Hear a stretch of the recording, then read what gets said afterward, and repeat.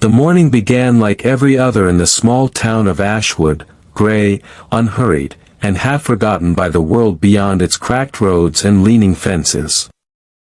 A soft drizzle tapped against the roofs, dripping into rusted gutters, carrying with it the scent of damp earth and coal smoke from chimneys that never seemed to stop working. Somewhere in the heart of that town, down a crooked lane where the pavement gave way to mud, lived a girl whom most people passed by without a second glance. Her name was Emily Carter, and she was 12 years old. Emily's home was no more than a leaning wooden house at the edge of town, the kind of place where paint peeled in long strips and windows rattled in their frames when the wind pressed too hard. Inside, it smelled faintly of soap and tea leaves, though the carpets were worn thin and the furniture told the story of generations of use. Her mother, a seamstress who stitched late into the night to keep the rent man from knocking too loudly, was the only family she had. Emily's father had passed away when she was 7, leaving behind little more than his battered books and a memory of his laughter that she clung to whenever nights felt especially long. Every morning, Emily rose before the sun had properly broken the horizon. She tied her fraying shoes, slipped into her faded blue dress, and helped her mother prepare a simple breakfast, sometimes just porridge, sometimes only a slice of bread with jam if they could afford it. Her mother would smile at her, weary but gentle, and remind her to keep her chin up. "The world may not notice you today, Emmy," she would say, smoothing her daughter's hair, "but that doesn't mean you don't matter." Emily carried those words like a secret shield. Still, as she walked to school past children with polished shoes and clean ribbons in their hair, she often felt the sharp sting of invisibility. Teachers praised others, classmates paired off in groups that seldom included her. She wasn't disliked, exactly, merely overlooked, the kind of child who blended into the background like wallpaper. If she spoke, her words were swallowed by louder voices. If she raised her hand, it was often lowered again without being called upon. But Emily had something no one else seemed to see, an imagination vast enough to turn her little world into something magical. When she walked past the old oak tree on the hill, she didn't just see wood and leaves, she saw a castle tower, with banners fluttering in the unseen wind. When she trudged home in the rain, she pretended she was on a great adventure, a brave explorer mapping rivers that had never before been discovered. And when she sat by the window at night, listening to the steady hum of her mother's sewing machine, she filled her notebook with stories, scribbled in pencil, filled with knights, lost princesses, and heroes who rose from nothing. No one knew about that notebook. Not her mother, not her teachers, not the children at school. It was Emily's hidden treasure, kept beneath her mattress like something sacred. For in those pages, she wasn't invisible. She was strong, she was seen, she mattered.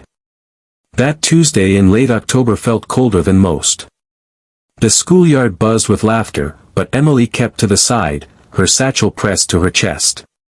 A group of girls skipped rope, their shouts of 1, 2, 3 echoing across the yard. A cluster of boys kicked a football, their voices carrying confidence. Emily lingered near the stone wall, where the ivy grew wild and the bricks were damp with moss. She didn't join in, though her eyes followed them with quiet yearning. She had learned long ago that to step forward was to risk the awkward silence, the sudden way games halted when she tried to play. At lunchtime, she sat on the far bench, eating her bread slowly, savoring every bite.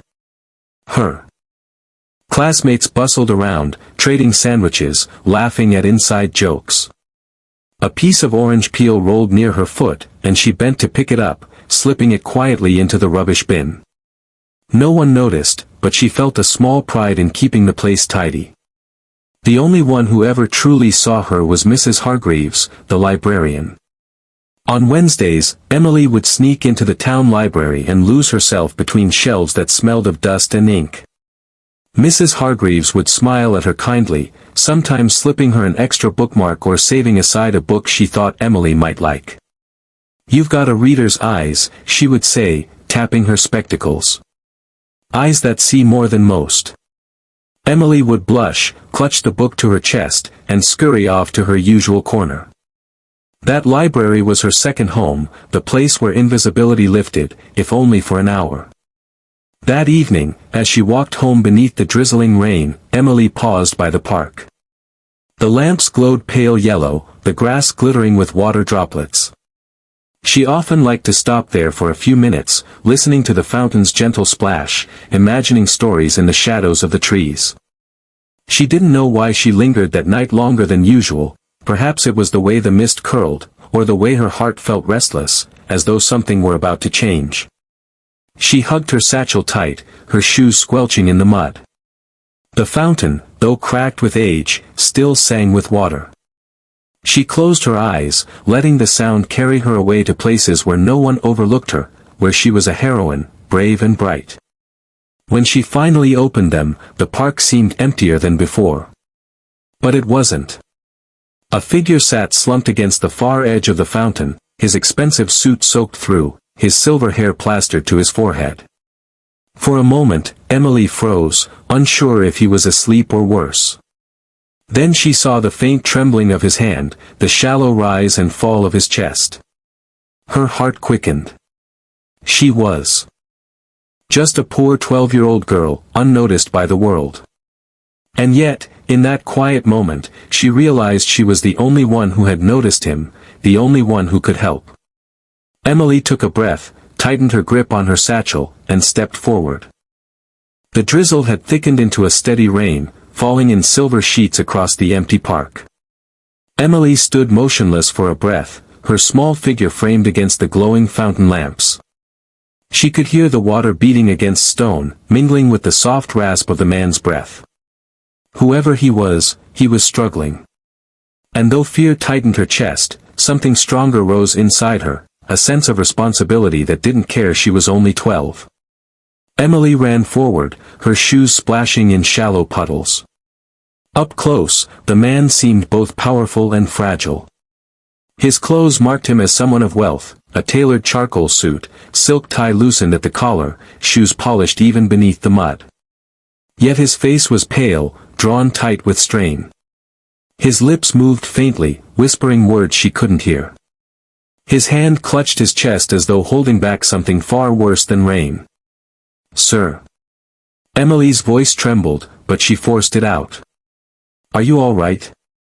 His eyes flickered open, steel gray, sharp even through pain.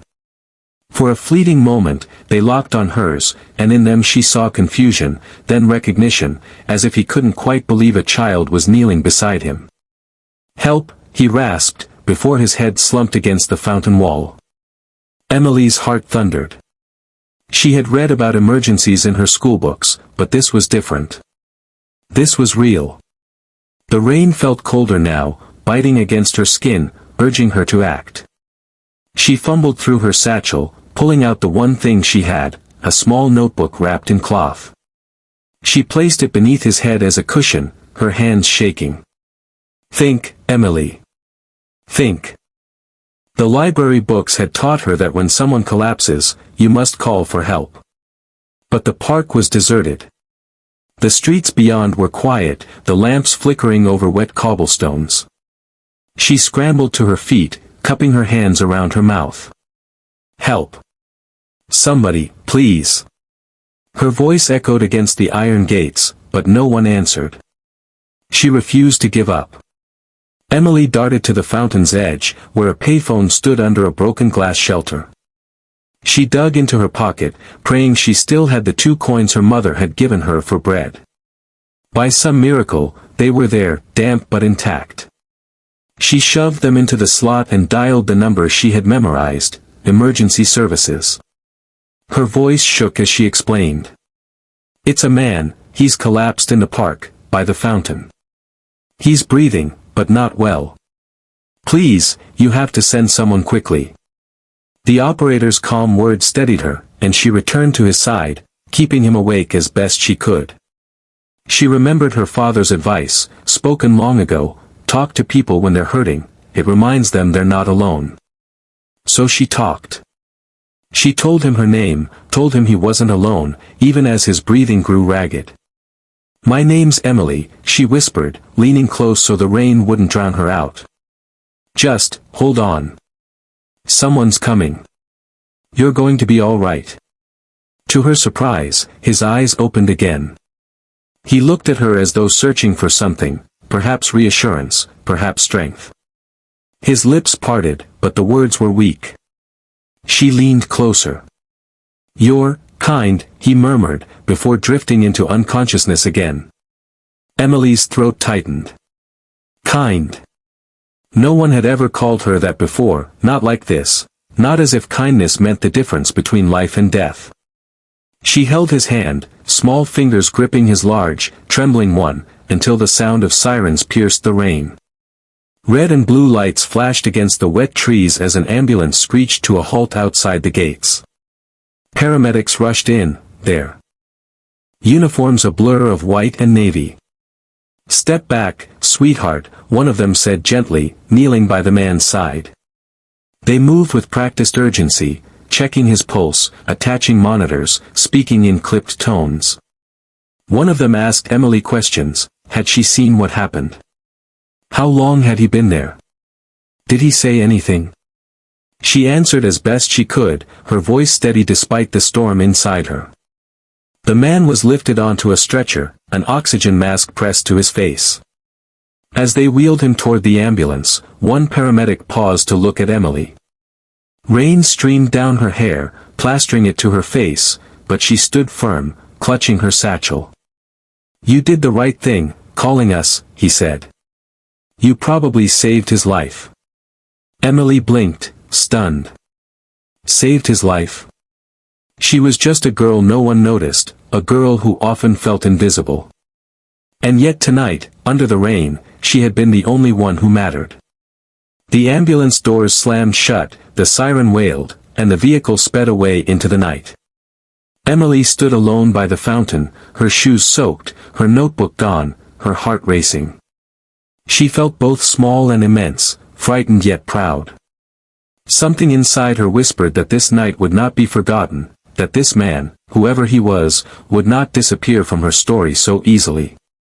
By the time she reached home, her mother was waiting at the door, worry etched across her face.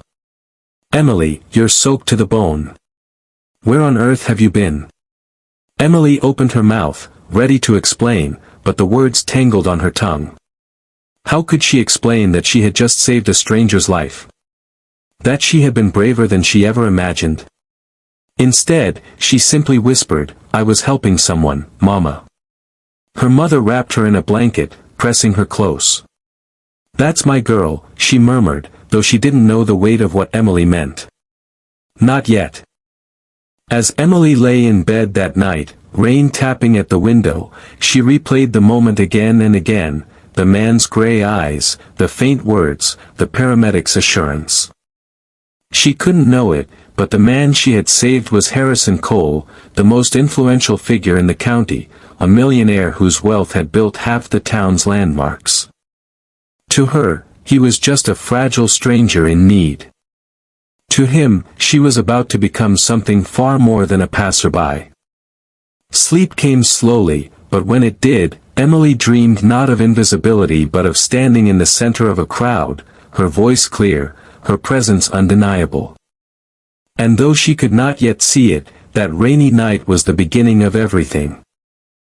Morning broke reluctantly over Ashwood, the rain finally easing into a mist that clung to the rooftops and painted the world in silver light. Emily stirred beneath her thin quilt, the events of the previous night replaying in her mind with a strange intensity. She half wondered if she had dreamt it, the stranger at the fountain, the ambulance, the whispered word kind.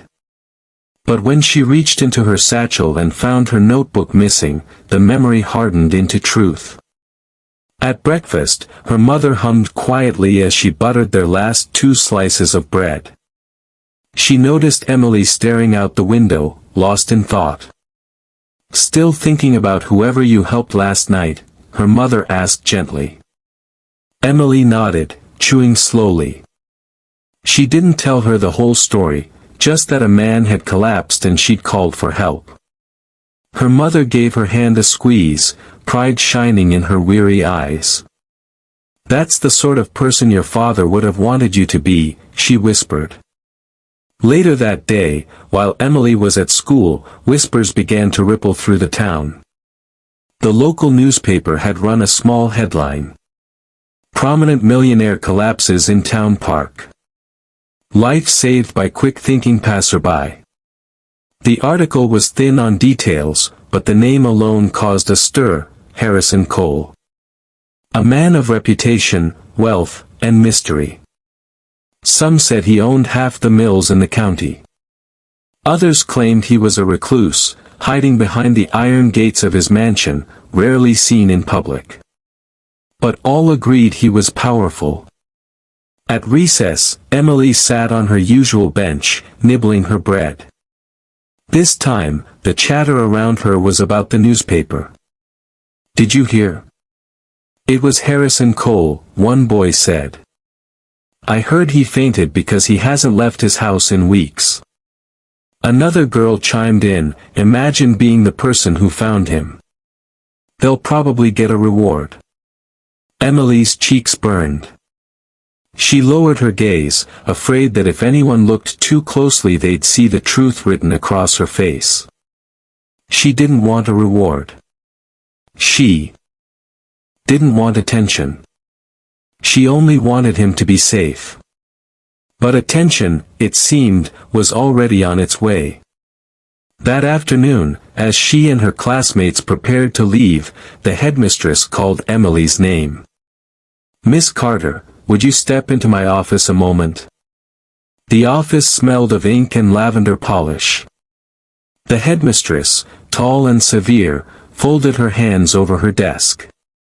Beside her stood a man in a crisp suit, tall, broad-shouldered, with a polished umbrella still wet from the rain. He had the look of someone important, someone used to being listened to. "Emily," the headmistress said, her tone softer than usual, "this gentleman has been asking about you. He works for Mr. Harrison Cole." Emily's breath caught. The man knelt slightly so his eyes met hers. "You're Emily Carter?" he asked. His voice was deep but kind. She nodded timidly. "My name is Mr. Grant. I'm Mr. Cole's personal assistant. He's stable now, thanks to your quick thinking. He asked me to find you." Emily blinked, unsure what to say. "He asked for me?" "Yes," Mr. Grant replied. "He said a girl with courage saved his life. He'd like to thank you personally." The headmistress looked at Emily with something resembling admiration, an expression Emily had never seen directed her way before. "Go on, child. This is an honor." That evening, Emily found herself and her mother riding in a sleek black car unlike anything they had ever stepped into. The leather smelled rich, the windows gleamed, and the world outside looked different when seen through polished glass. Her mother sat stiffly, clutching her handbag, while Emily pressed her nose to the window, watching familiar streets slip away. The hospital loomed ahead, tall and sterile, its windows glowing with soft yellow light.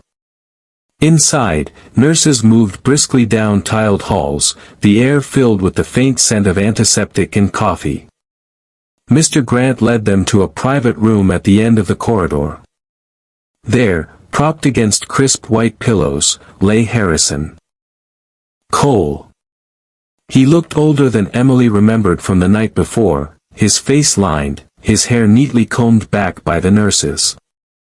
Yet his eyes, those sharp gray eyes, brightened when they landed on her. "So," he said, his voice gravelly but steady, "here is the girl who refused to walk away." Emily swallowed hard. She had never stood in the presence of someone so commanding, yet so fragile at the same time. She felt small, but his gaze made her feel seen. Truly seen. "Come closer," he beckoned. She stepped forward, her small hands twisting nervously in the hem of her dress. "I owe you my life," Mr. Cole said simply. "You stayed with me when no one else did. Do you know how rare that is?" Emily shook her head. "I just couldn't leave you there." For a long moment, silence filled the room, broken only by the steady beep of the heart monitor. Then, to her astonishment, Mr. Cole smiled. It wasn't the smile of a millionaire or a man of influence. It was the weary, grateful smile of someone who had been reminded that humanity still existed. He reached out, his hand slightly trembling. Emily hesitated, then placed her small hand in his. "You've given me more than help, child," he whispered. "You've given me hope." Her mother's eyes shimmered with unshed tears as she watched. The nurse stepped in, reminding them that Mr. Cole needed rest. As Emily turned to leave, he called after her, his voice faint but resolute, "You are not invisible, Emily Carter. Remember that." Those words struck deeper than he could have known. She walked out of that hospital room taller, her heart thrumming with a warmth she had never felt before. For the first time, she realized that perhaps her mother's words were true, that she did matter, that she was capable of changing someone's life. And though the world outside still bustled past her, blind and hurried, Emily felt a shift within herself. She had been noticed. She had been recognized. Not as the poor girl on the sidelines, but as the girl who had saved a life. The days that followed Mr. Cole's collapse unfolded like ripples in a pond, each one carrying Emily further away from the quiet invisibility she had once known. Life in Ashwood still looked the same from the outside, the crooked fences, the muddy streets, the thin breakfasts at the Carter household, but Emily felt a subtle shift. For the first time in her young life, people glanced at her a little differently. Neighbors who once brushed past her on the street now paused, murmuring, "That's the girl who saved Harrison Cole." Children at school whispered when she walked by, half in awe, half in disbelief. But for Emily, the truest change came not from their sudden notice, but from the memory of Mr. Cole's words, "You are not invisible, Emily Carter. Remember that." It was on a Thursday afternoon, a week after the incident, that a letter arrived. Thick cream paper, sealed with an embossed crest, so unlike the flimsy envelopes her mother normally received. Her mother opened it cautiously, then pressed a hand to her mouth. "It's from Mr. Cole," she said, her voice trembling. "He wants us to visit him at his home, tomorrow." Emily's heart jolted. Visit him? At his mansion? She had walked past its iron gates before, staring at the sprawling estate hidden behind rows of tall oaks, but she had never imagined stepping inside. That night, she hardly slept, her mind crowded with questions. Why would a man so wealthy, so important, want to see her again? The next afternoon, the black car returned, gleaming beneath the pale autumn sun. Inside, Emily sat pressed against her mother, her eyes wide as the car glided smoothly through town and then out into the countryside. The fields rolled by, dotted with sheep and fading leaves, until at last the mansion rose into view, a grand Georgian house of pale stone, its windows tall and symmetrical, its gardens trimmed with military precision. The gates swung open soundlessly, and the car rolled up a long gravel drive. Emily's stomach fluttered. As the door opened and Mr. Grant, Mr. Cole's assistant, greeted them with his customary politeness. "Mr. Cole has been waiting," he said warmly, guiding them through the massive oak doors into a world Emily had only ever glimpsed in books. The entry hall was vast, with marble floors that echoed beneath their shoes. A crystal chandelier sparkled overhead, scattering light like fragments of stars. The air smelled faintly of polished wood and roses. Emily clutched her satchel tightly, her small shoes squeaking as she followed her mother and Mr. Grant through corridors lined with paintings, faces of stern ancestors who seemed to watch her every move. At last, they reached a sunlit room where Harrison Cole sat in a high-backed chair, a blanket across his knees. Though he still looked pale, his presence filled the space with quiet authority. When his eyes found Emily, however, they softened. "Ah," he said, his voice carrying warmth now instead of strain. "My brave young friend." Emily's cheeks flushed, but she managed a small smile. "Hello, sir." He motioned for them to sit. "No need for sir," he said. "You may call me Mr. Cole." The visit began awkwardly. Emily sat with her hands folded, her mother answering politely when Mr. Cole asked about their lives. He listened carefully, nodding, his sharp eyes narrowing when he heard how hard her mother worked.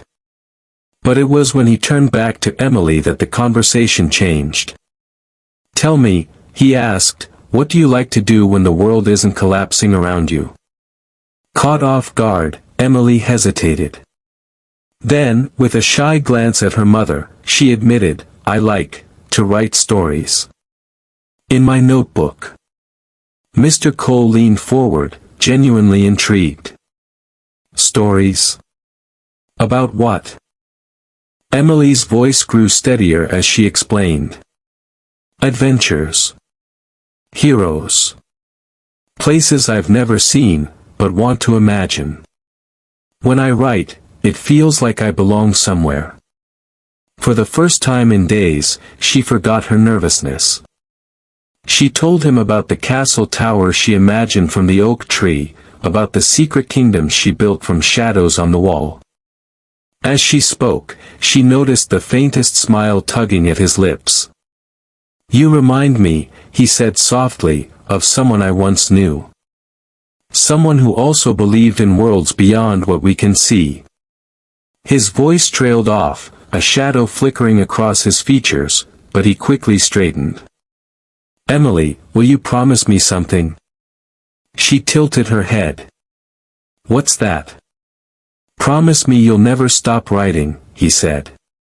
"Because one day, those words might save someone too, just as you saved me." The weight of his gaze made her chest swell with a pride she had never felt before. She nodded earnestly. "I promise." From that day, the visits became regular. Once a week, Emily and her mother were driven to the mansion. While her mother spoke with the housekeeper or sometimes helped mend linens, Emily would spend time with Mr. Cole. They played chess, though she rarely won. They sat in the garden when the weather was kind, where he taught her the names of flowers she had never known. And always, he asked about her stories, sometimes listening with the seriousness of a critic, sometimes laughing with delight at her wildest inventions. For Emily, it was as though a hidden door had opened in her life. Here was a man the world respected, a man surrounded by wealth and knowledge, who looked at her not as a poor girl from the edge of town, but as someone worth listening to. And for Mr. Cole, it seemed Emily's presence lit a spark he had long thought extinguished. One evening, as twilight bled into the sky, he told her something that lingered. "Do you know why I trust you, Emily?" She shook her head. "Because you came to me with nothing to gain," he said. "You didn't care who I was. You only cared that I was human." His voice faltered, and for the briefest moment, she thought she saw tears in his eyes. Emily didn't know how to answer, so she simply placed her hand over his.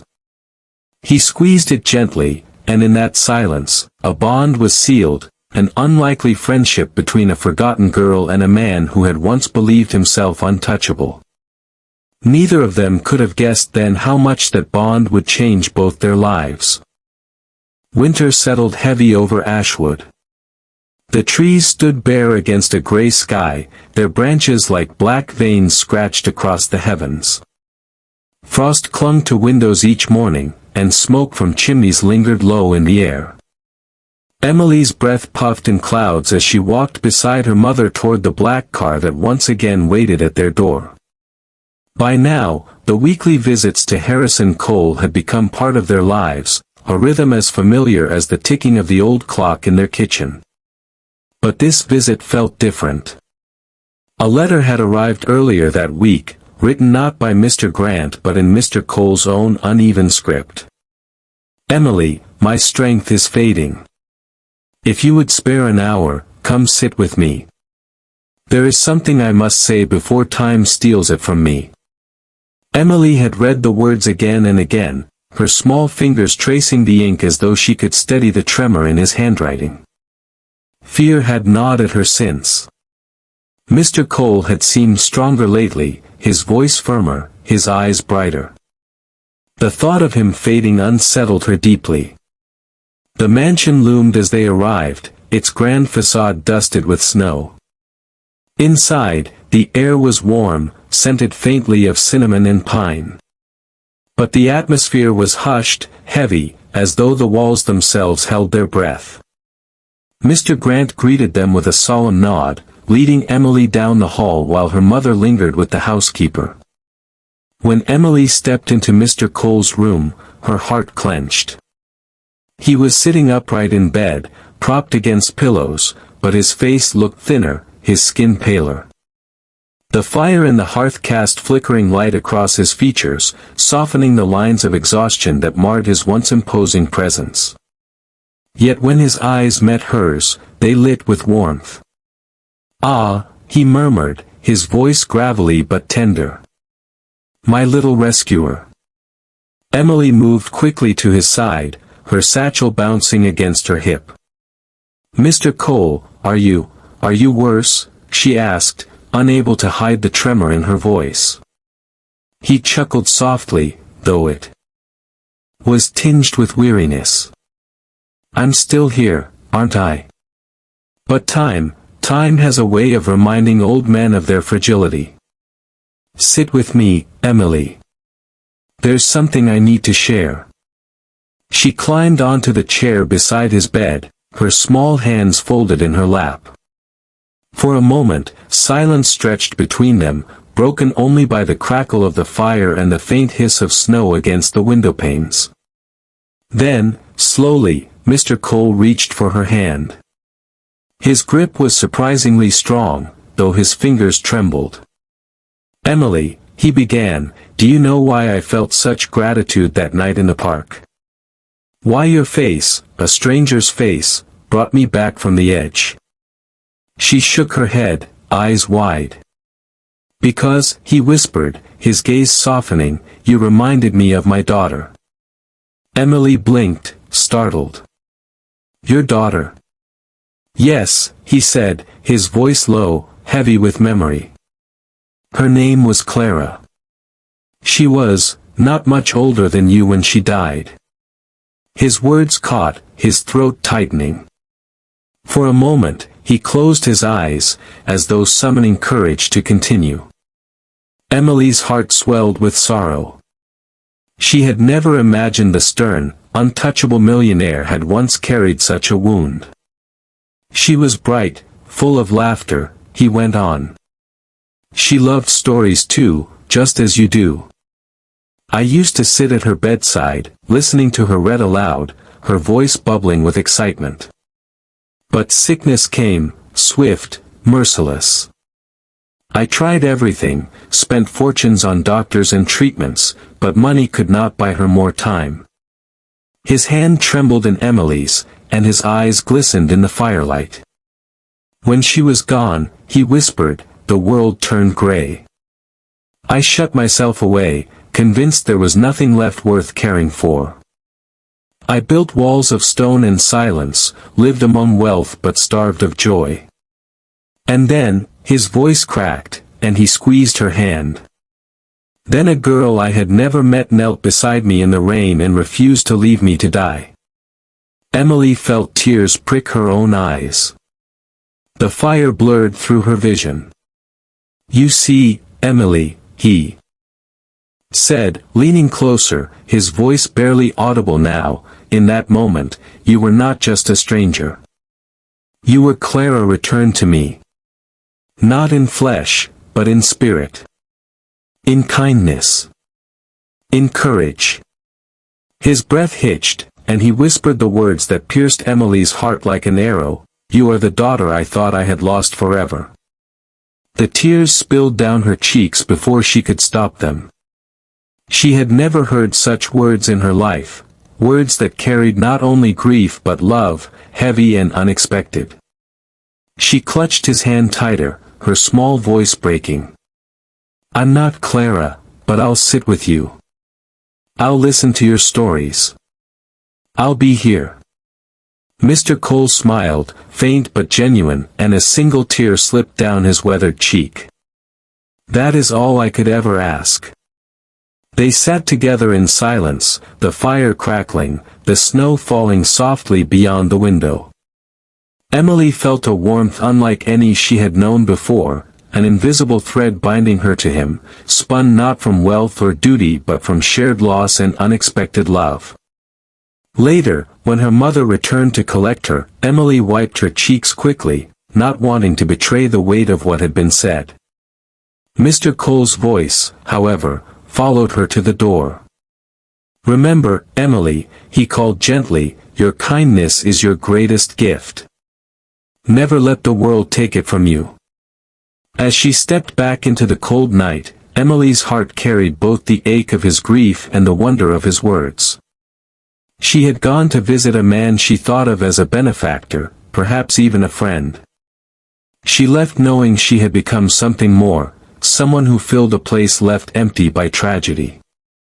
And though she was only 12, Emily understood then that kindness could bridge even the deepest chasms of sorrow. Winter's grip tightened over Ashwood, its streets dusted white with snow that crunched underfoot. The town wore a cloak of silence, broken only by the distant bells of the church or the laughter of children sliding on frozen ponds. For Emily, each day still began in their small wooden house, her mother stitching by lamplight, the air cold enough to see her breath indoors. Yet something within her had shifted. Ever since Mr. Cole's whispered confession, she carried herself differently. She no longer felt invisible. She was seen. And in Mr. Cole's mansion, a plan was quietly taking shape. It began with a conversation one late afternoon. Emily sat by his bedside, reading aloud from her notebook. The fire glowed warm, shadows flickering across the walls, while outside, the snow fell in heavy flakes. Mr. Cole listened intently, his gray eyes fixed not on the words but on her face, the light in her expression, the way her hands moved as she spoke. When she finished, cheeks flushed with embarrassment, he leaned back against the pillows. Do you know what I see when I listen to you, Emily? She shook her head, clutching her notebook. I see possibility, he said firmly. I see a girl who could one day write stories the whole world would read. But possibility is fragile. It needs soil, light, water, and someone to believe in it. Emily blinked. No one had ever spoken of her future in such a way. Teachers barely noticed her, neighbors only pitied her, and her mother, though loving, was too burdened by survival to dream beyond the next day. I promised myself, Mr. Cole continued, his voice steady despite its rasp, that if I ever found someone worth investing in, not for profit, but for purpose, I would not hesitate.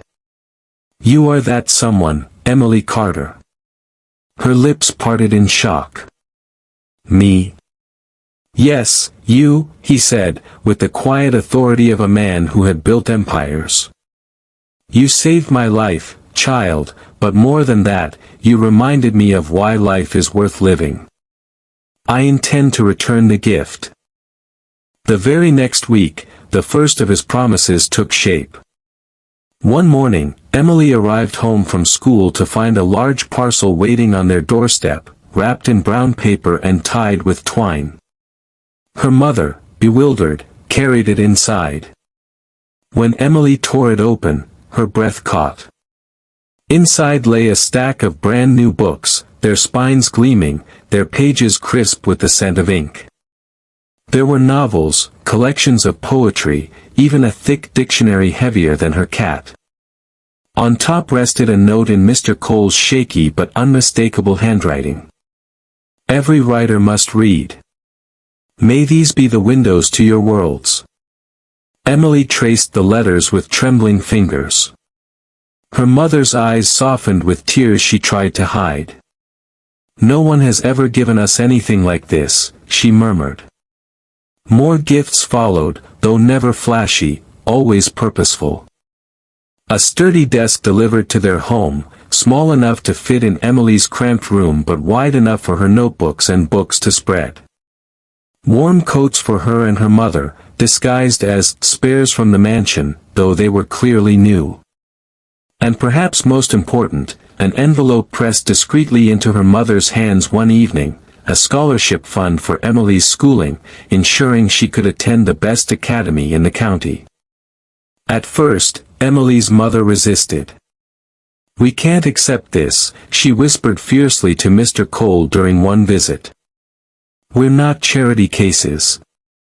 But Mr. Cole only shook his head, his voice gentler than usual. Madam, this is not charity. This is investment. An investment in your daughter's future. Do not rob her of it because of pride. She deserves more than the world has yet given her. Tears filled her mother's eyes, and after a long silence, she nodded. For Emily, life began to bloom in unexpected ways. At school, she was moved into advanced classes. Teachers who once overlooked her now spoke her name with respect. Classmates eyed her differently, not just because she had become the girl who saved a millionaire, but because she began to answer questions with confidence, her voice steady, her knowledge growing. Still, she remained humble. When asked where the sudden change came from, she would smile faintly and say, "Someone believed in me." The bond between her and Mr. Cole deepened with each visit. He asked her to read her stories aloud, and sometimes, when his strength failed, he would close his eyes and simply listen. Other times, he told her tales of his youth, of the factories he had built, the mistakes he had made, the friends he had lost. Beneath the weight of his fortune, he carried regrets like stones in his pocket, but when he spoke to Emily, it was as though those stones grew lighter. One snowy evening, as the fire crackled low, he looked at her with a seriousness that made her shiver. Emily, there will come a day when people will try to define you by what you lack, your money, your background, your name. Do not let them. Your worth is not borrowed from wealth, nor diminished by poverty. It lives in here. He tapped her chest, just above her heart. And here. He touched her notebook. She nodded, swallowing the lump in her throat. Promise me, he said, his voice urgent, that you will not let this world make you small again. I promise, she whispered. He leaned back, closing his eyes with a weary sigh. Good. Then my promise to you is this, I will ensure you have every tool you need to grow. Books, education, opportunities. What you do with them, that will be your gift back to the world. Emily clutched her notebook tightly, as if sealing the vow between them. That night, as she and her mother rode home in the black car, Emily looked out at the frost-covered fields and felt the future stretching before her like a road she had never dared imagine. She thought of the girl she used to be, the girl nobody noticed, and realized that girl was fading. In her place stood someone new. Not because of wealth. Not because of pity. Because someone had seen her worth and spoken it aloud. And in that recognition, Emily's life had begun to change forever. Ashwood was a town that thrived on whispers.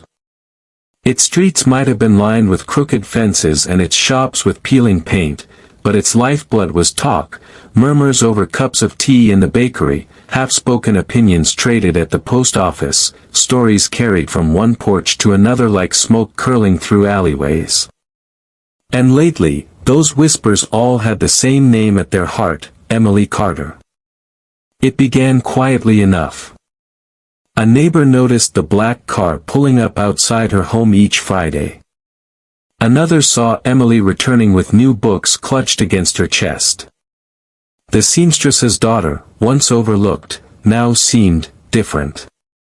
Taller, more confident, her head held a little higher. The whispers turned quickly to speculation. "She's caught the eye of Harrison Cole, can you imagine?" one woman remarked in the bakery, her voice low but eager. "They say she saved his life, and now he's taken her under his wing." A man snorted, folding his newspaper. "Or maybe her mother's being clever. Wealthy old men don't just hand out gifts without reason." "Don't be unkind," another countered. "The girl's good through and through. Everyone knows she's got a kind heart." By the week's end, the entire town hummed with talk. Some admired her, calling her lucky, blessed. Others sneered, convinced there must be some hidden bargain, some trick. A few went so far as to say the Carters were using Mr. Cole, draining what little strength he had left for their own gain. Emily heard it all. At school, classmates who once ignored her now stared openly. Some tried to befriend her, offering seats beside them, slipping her notes, eager to be close to someone connected to wealth. Others whispered behind her back, their voices dripping with envy. "Think she'll get adopted by him," one boy muttered. "She'll probably inherit his mansion," another scoffed. Emily's cheeks burned, but she kept her gaze steady. She had learned enough from Mr. Cole to know that what others thought mattered less than what she chose to believe about herself.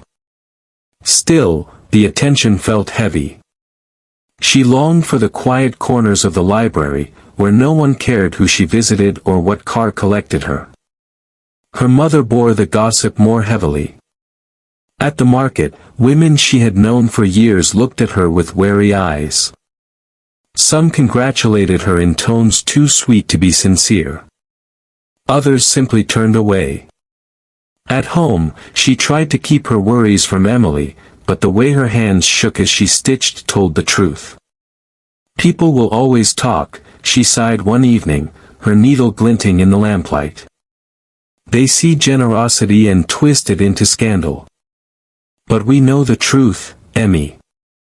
That's what matters." Emily nodded, though her heart ached. She didn't want her mother to carry extra weight because of her. Meanwhile, in the mansion on the hill, Mr. Cole seemed untouched by the town's whispers. If anything, he appeared amused when Emily told him what she had overheard. "Let them talk," he said with a dismissive wave, seated by the window where the winter sun spilled over his blanket. "I've lived long enough to know gossip is the tax you pay for living differently. What matters is that you keep your feet on the ground." "But they think we're," Emily hesitated, the word sour in her mouth. "They think we're taking advantage of you."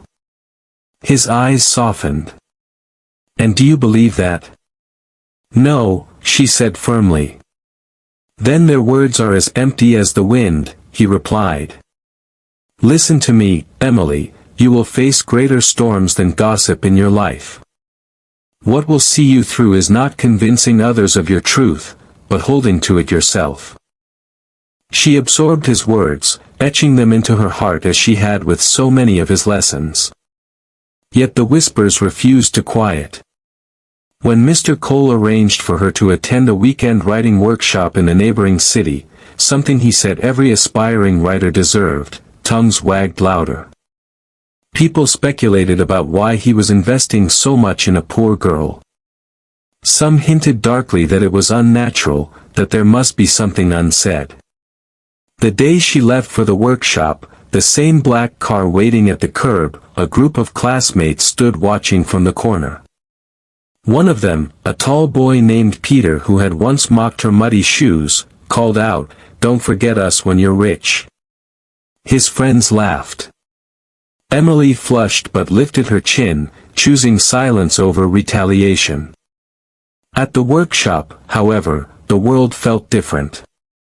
She was surrounded by children from wealthy families, dressed in fine coats, their pens gleaming silver. At first, she shrank under their gaze, her own dress plain, her shoes patched. But when it came time to read aloud, her voice steady over her carefully written words, the room hushed. For a moment, she wasn't the poor girl from Ashwood. She was simply Emily, a writer, a storyteller. When she returned home, Mr. Cole listened eagerly to every detail. He smiled as she described how the instructors had praised her imagination, how one had even suggested she might publish one day. His laughter filled the room, echoing off the marble walls. "You see," he said proudly. "I told you, possibility needs someone to believe in it. Now you must believe too." Emily felt her chest swell, not with pride alone, but with gratitude. Gratitude that he saw her not as charity, not as a burden, but as someone worth investing in. That night, as snow drifted softly against her window, she opened her notebook and wrote until her fingers cramped. Not about castles or faraway kingdoms this time, but about her own town, her own struggles, her own strange new journey. She wrote about whispers, how they could wound, how they could lift, how they revealed more about those who spoke them than those they targeted.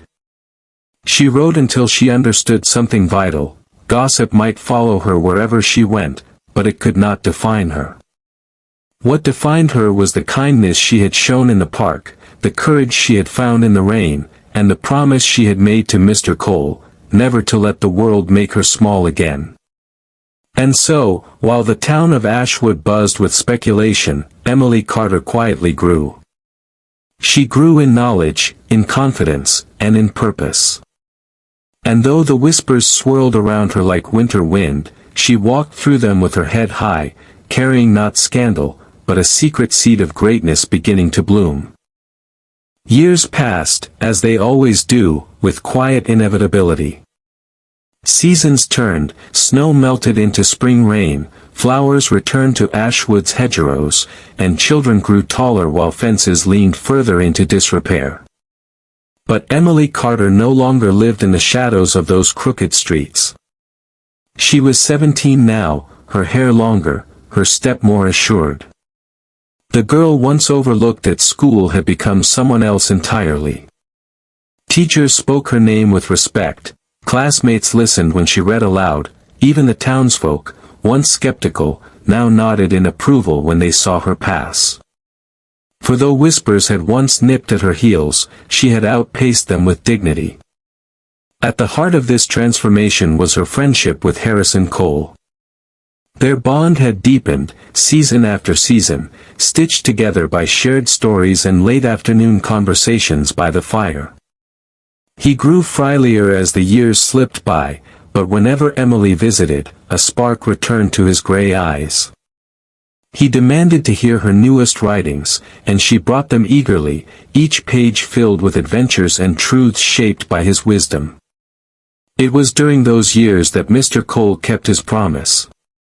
He arranged her scholarship, secured her place at the academy, and introduced her to mentors who recognized her talent. But more than wealth, he gave her something rarer: belief. He saw in her what she had once been unable to see in herself. And Emily kept her promise too. She never stopped writing. One late winter evening, as the lamps flickered low in Mr. Cole's room, Emily sat beside him, reading her latest story. Her voice wove through the silence, a tale of a poor girl who discovered her worth not in riches but in kindness. When she finished, she looked up to find his eyes closed, a faint smile resting on his lips. "You've given me back Clara," he murmured softly. And more than that, you've given me peace. Emily squeezed his hand, her throat thick. She wanted to tell him he had given her the same, peace. Hope, a future, but words tangled inside her. Perhaps he already knew. Not long after, Mr. Cole passed quietly in his sleep, the fire burning low, his hand resting against the blanket as though still reaching for one last story. The news shook Ashwood. For all his wealth, he had been a distant figure to most, more legend than man. But Emily felt the loss like the breaking of a bond she had thought unbreakable. The funeral drew the entire town. Black coats lined the churchyard, carriages filled the cobbled streets. Emily sat in the front pew beside her mother, clutching her notebook like a talisman. She didn't cry in the loud, public way others did. Her grief was quieter, deeper, carried in the silence of her heart. Afterward, Mr. Grant, the ever-faithful assistant, handed her an envelope. Inside, in Mr. Cole's unmistakable hand, were a few simple lines. Emily, do not mourn me as gone. Carry my whisper forward. Live so that others may never feel invisible. Your words will be your legacy, and mine. With all affection, Harrison Cole. She pressed the note to her chest, tears finally slipping free. It was not an ending, she realized. It was a passing of the torch. Years later, Emily Carter stood on a stage in a hall far larger than she had ever imagined.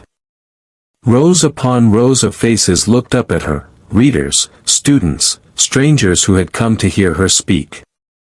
Behind her, a banner displayed the title of her first published book, The Whisper of Kindness.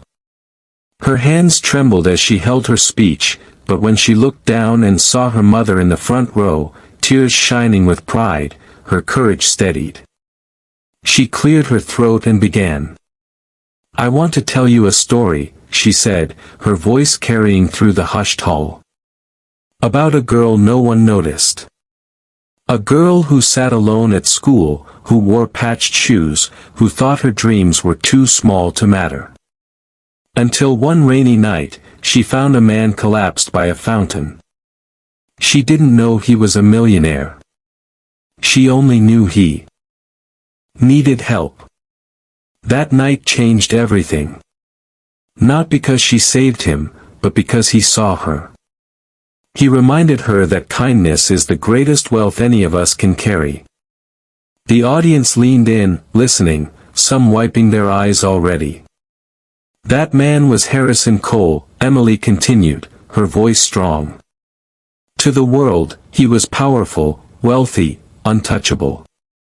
But to me, he was a friend, a teacher, and the first person who believed my words mattered. He whispered to me once that I reminded him of the daughter he lost. That whisper made me cry, but it also gave me purpose. It showed me that words, spoken with love, can last longer than lifetimes. Her voice softened, but carried clear across the hall. Today, as I share my stories with you, I carry his whisper forward. And I want to leave you with this: you are never invisible. Not when you show kindness. Not when you choose to see others. Sometimes, the smallest act, a hand held in the rain, a word spoken at the right moment, can change the course of a life. It changed mine. When she finished, the hall erupted in applause. Emily's cheeks flushed, her heart pounding, but she smiled, not for the noise, not for the recognition, but for the truth of what she had spoken. That evening, back in her quiet room, Emily placed her notebook, the same worn one she had carried as a child, on her desk. Its pages were nearly filled, the pencil smudges faded but precious. She ran her hand across the cover, whispering softly into the silence. I kept my promise, Mr. Cole.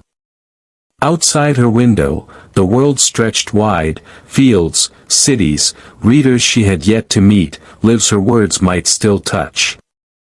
The story of the poor, invisible girl was over, but Emily's story was only beginning. And somewhere, she imagined, the whisper that had once saved her echoed still, carried on the wind, "You are not invisible. Remember that." The lesson. Emily's journey began in obscurity, but one act of kindness lit a chain of change that carried her into a new life. The millionaire's whisper of grief became her compass, reminding her that our greatest wealth is not measured in coins or mansions, but in the moments we see each other, lift each other, and remind one another of our worth. And so, her story teaches us this: kindness can save lives. Words can shape futures. And no one, not even the poorest, quietest child, is truly invisible.